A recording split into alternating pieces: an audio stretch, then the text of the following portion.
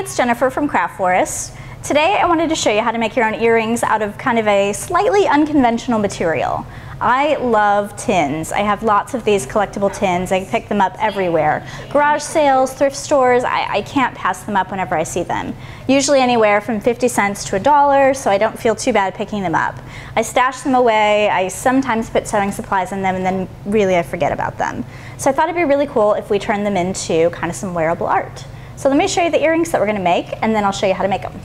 So these are fishhook earrings that I made out of this tin.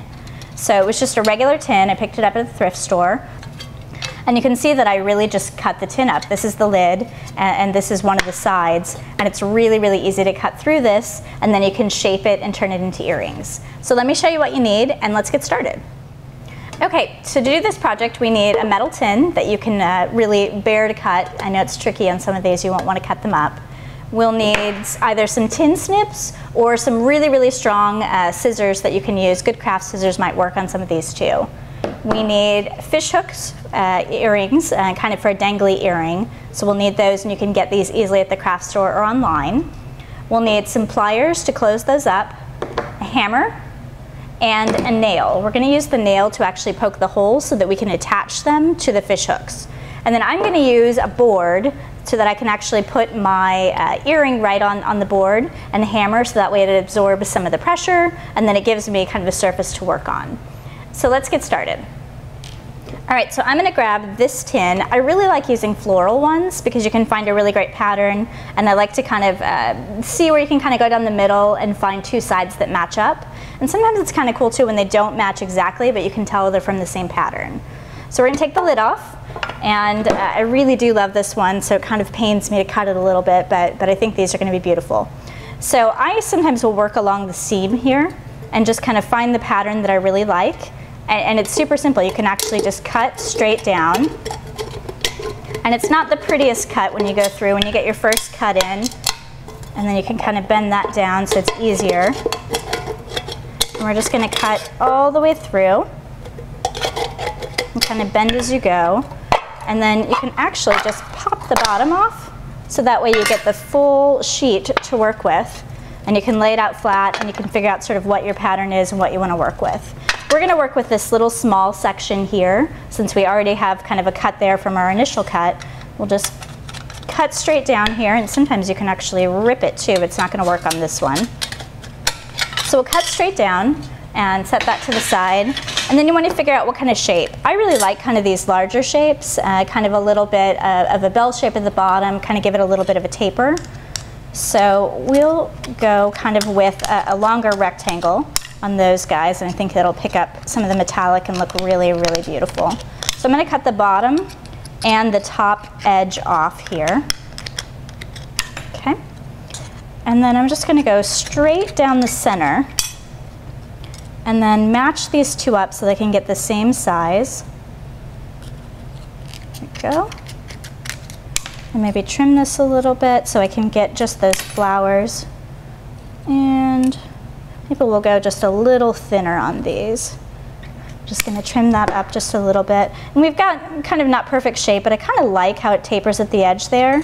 So then we're going to grab some sandpaper, and I'm just using one of the Sanders blocks. This one's actually for wood, but they do sell jewelry sand blocks, but this is one that I already had at home, so you don't really have to go and spend money or find new things to take care of this. We're just going to get some of those pointy edges off, just give it a quick sand. There we go. We'll do the same on this one. Okay, so now that we've got our shapes cut, we're going to grab a nail and our hammer, and I'm just going to place this right on my block of wood. I'm going to flip this one, I think going that way. And then we're going to grab our nail, and we want to nail pretty close up to the center, to the top. That's where we're actually going to attach our fish hook to make our earrings. It's about 1/8 of an inch, but again, you want to measure yours and just make sure it's easier to go lower than it is to go higher. Okay, so just kind of tap that through and just make sure that you've got a solid circle going all the way through.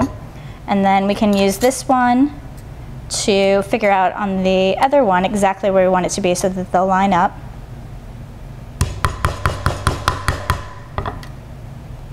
Okay, And now we've got our holes punched here. We're gonna grab our fish hooks. And I used my, my needle nose pliers to open these up. So I'm just gonna slide it through. And you're gonna attach, oops. You're gonna attach from the back to the front. And sometimes they don't wanna cooperate, and that's okay. So open it up just a little bit more. There we go. Okay, so then we got that on, so we'll just tighten this up and move it to the center. And really, that's it. This is the hardest part, actually trying to get your eyes to work to connect these two together. Go. And just tighten that up, and we'll do the second one over here. You're just gonna slide in right through the back and just connect that guy and tighten it up, and that's it. I love these. You can make it any shape, you can make it any pattern. The two that I have in the center, these two right here, are actually from the same tin, but completely different patterns. You can get lots and lots and lots of options from these. So cute. I absolutely love them. You can have new earrings every day of the week, which is pretty cool. So I hope you guys will go raid your cabinets, go hit up the thrift stores, and find some really great collectible tins, cut them up, and make earrings for yourself. Thanks so much for watching, and we'll see you back here next week for an all-new video. Bye, guys.